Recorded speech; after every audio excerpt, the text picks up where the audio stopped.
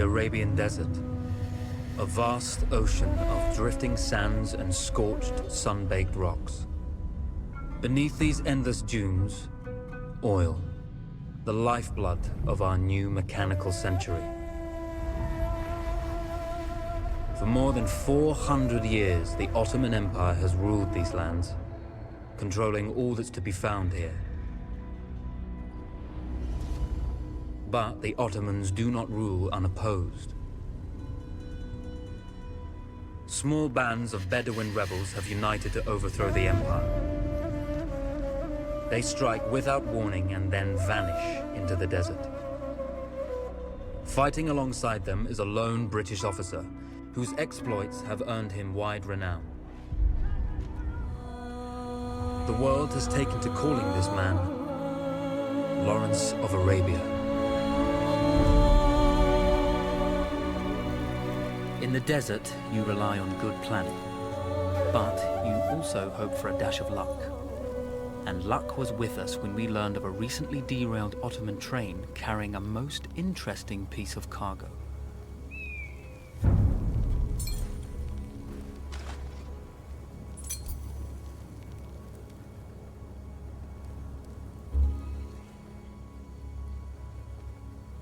A small patrol had joined the Ottomans who survived the crash.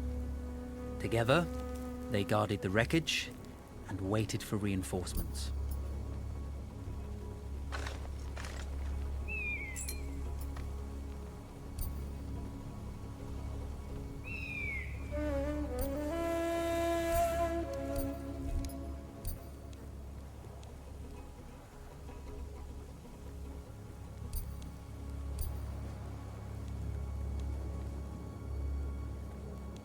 When your enemy has better weapons and better equipment than you, steal from your enemy.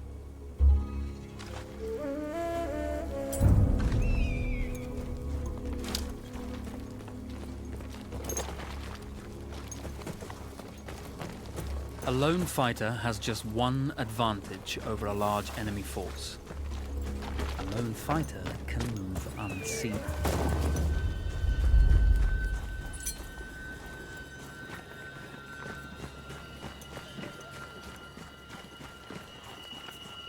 Şurada bir hatlar oluyor ya.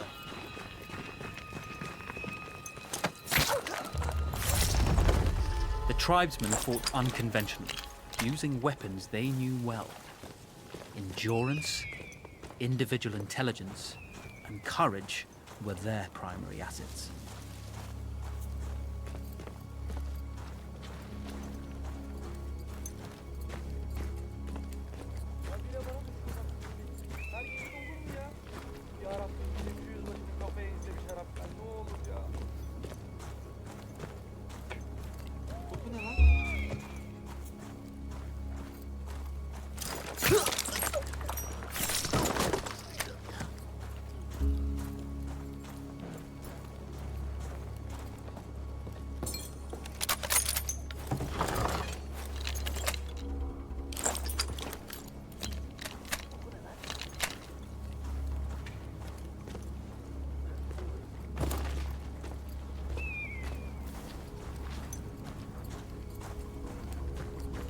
Ulan bütün hudutlara çekeceksin bir duvar. Sonra hiç böyle uğraşmayacaksın. Başkasına anlat. There's a world of difference between seeing something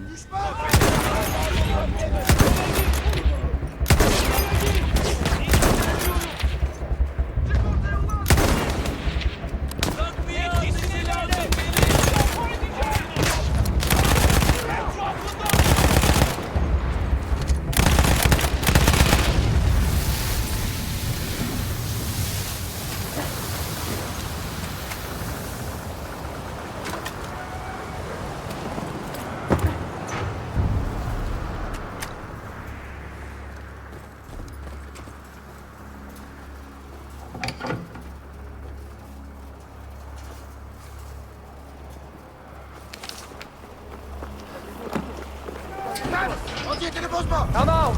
It's over.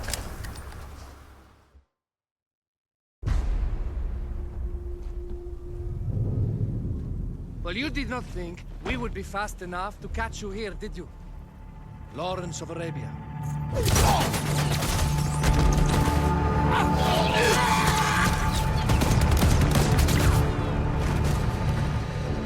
Actually, I was rather depending on it. Lawrence. Well, this is very clever. Now the hunter becomes the hunted. So who might you be? How enchanting you are, my dear. Ahmed. I'll show you enchanting. If it weren't for you, I'd be free. Free, is it? You'll be free when you're dead. And I'm happy to tell you, the Empire intends to grant you all this freedom very soon. Even now, an engine of destruction scours this desert, obliterating your allies, your families, your homes. Soon there will be nowhere to run.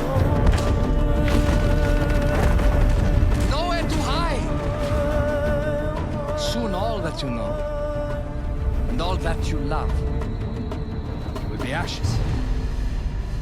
You will all be free to die. Oh. Ah, you animal! Zara.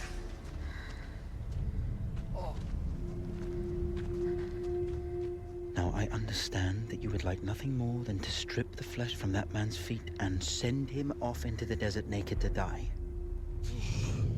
But think about it. You're right. I'm sorry. My friend here, she can be a little brusque. You're going to tell me how to lie to your train, so we can lure it into a trap and destroy it. Impossible. To even begin to talk to that train, you would need an entire book of communication codes. Oh, like this one, you mean? You can never stop the progress of machines. One day, the whole world will take your lands and the precious black gold beneath its sands. We shall see, my friend.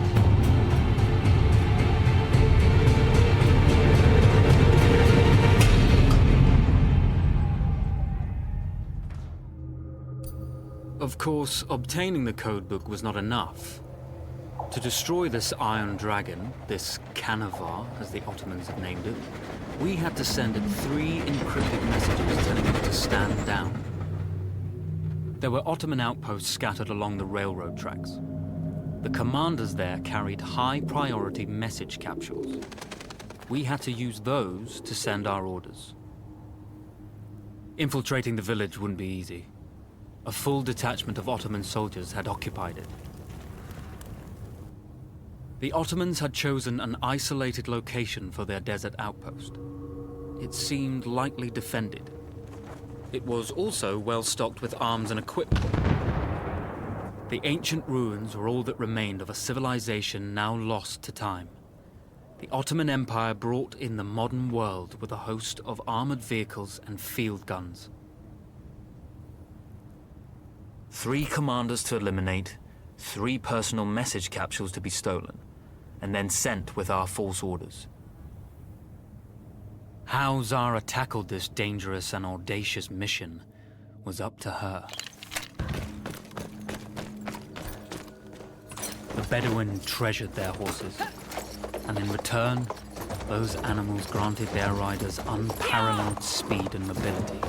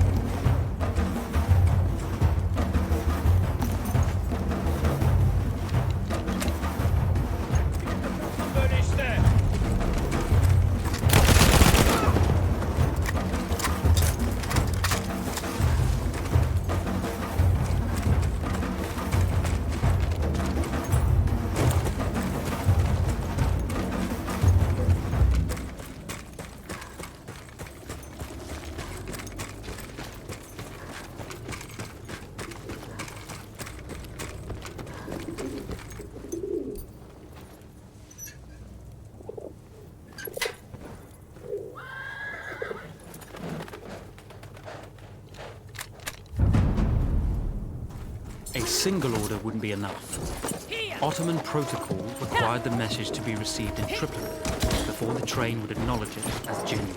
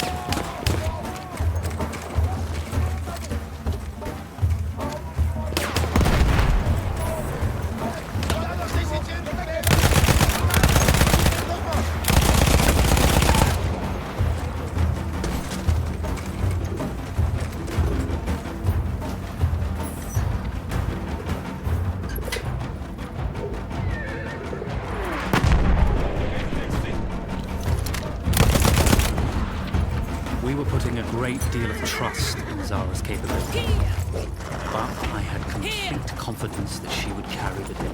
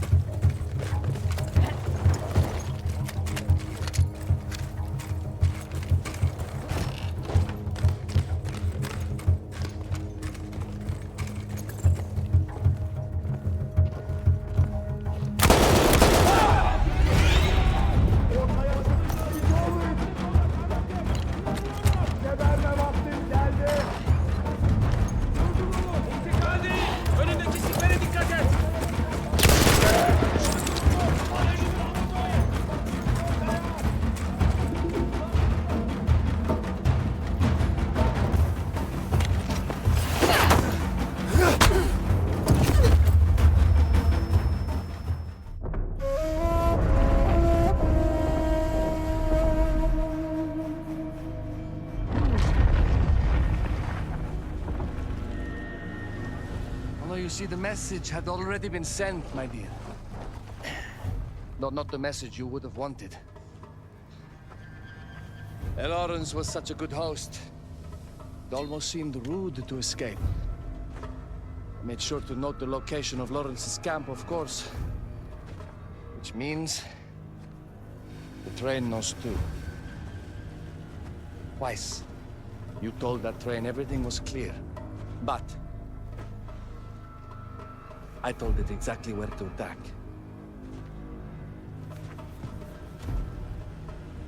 The beast has your scent, my dear. And it's coming to slaughter you and your little band of rebels. First, the firestorm from the cannon. Then, up close with the troops to slaughter any survivors.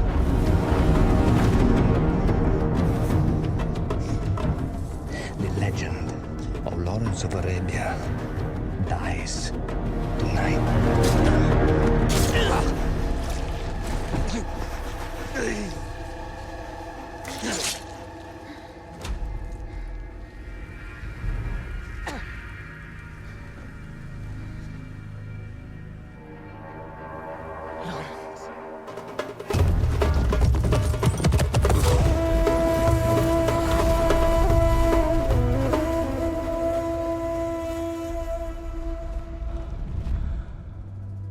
You slipped away just in time. Tilkitchi was a fool to think we'd ever stay after he escaped. The carnival won't stop hunting us. No, it won't. Let me think. The train's coming a long way. So it'll have to stop to take on water. That's where we strike. Agreed. I'll deal with any sentries, then rig explosives on the track. Yes, and I'll rally our fighters. When I blow the lines, the train will be trapped. So when you hear the blast, you need to attack them with everything you have. It's good. But you know that there's a chance the men may not come. You may set off those explosives and find you're out there all alone. You know that. I guess I won't know either way until I set it off.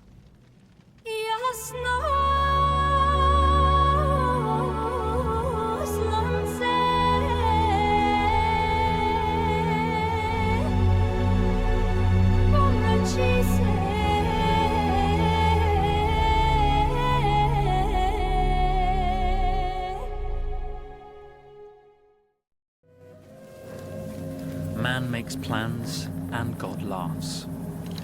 As it turned out, the small town where we would ambush the train had a significant enemy presence. Those troops would have to be dealt with before the explosives could be set.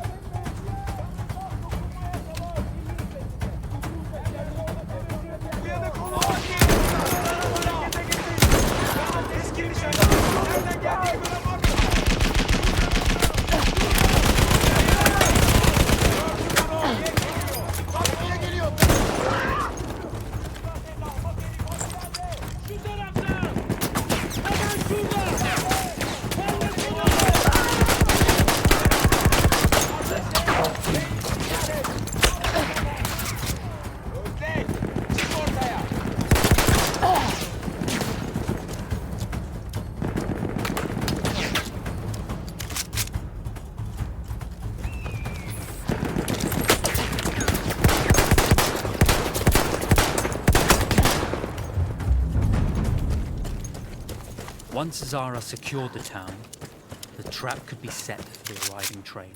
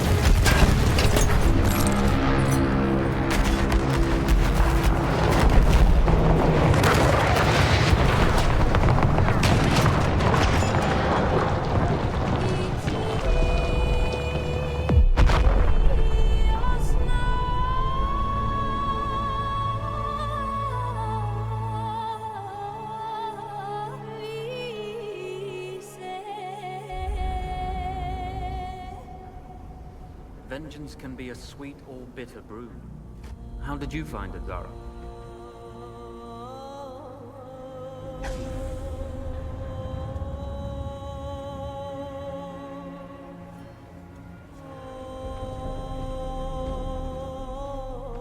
And you're right, we do need to think bigger, act bigger. Maybe even the Suez Canal.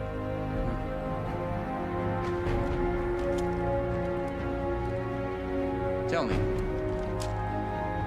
what do you know about battleships?